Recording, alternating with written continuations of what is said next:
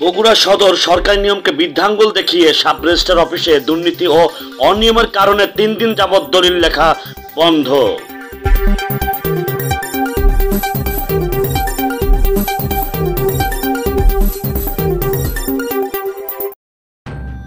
বগুড়া সদর সরকারি নিয়মকে বৃদ্ধাঙ্গুল দেখিয়ে সাব রেজিস্ট্রার অফিসে দুর্নীতি ও অনিয়মের কারণে 3 দিন যাবৎ দলিল লেখা বন্ধ করেছে দলিল লেখকরা। দলিল লেখক ও ভুক্তভোগীরা তানজিল আল সরকার নামের অফিস সহকারীর বিরুদ্ধে অভিযোগ উঠেছে। উল্লেখিত অফিসের কর্মকর্তাগণ অফিস সহকারী তানজিল আল সরকারের মাধ্যমে বিভিন্ন ঘুষ ও অনিয়ম ও দুর্নীতি করে আসছে। বিস্তারিত বগুড়া প্রতিনিধির পাঠানো তথ্যচিত্রে স্বাধীন বাংলা নিউজ বিস্তারিত।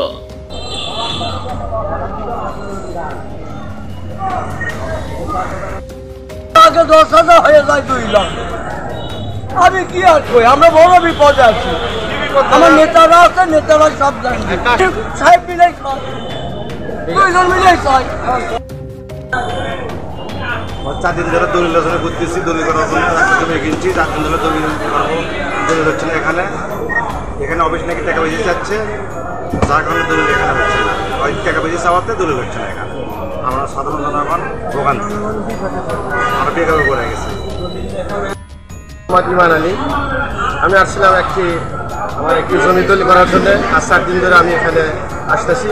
আমাদের কাগজপাতি সব কিছু কমপ্লিট হয়েছে, কিন্তু শুনতে পারলাম যে দলিল হচ্ছে না, টাকা পয়সা বেশি যাচ্ছে।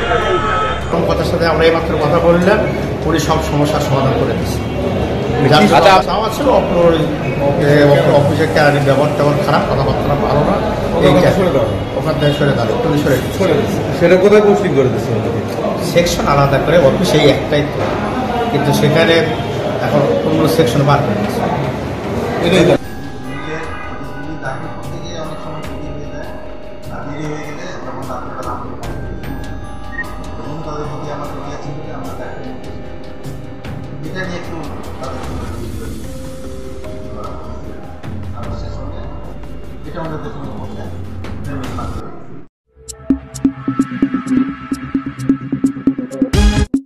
স্বাধীন বাংলা নিউজ স্বাধীনতার কথা বলে।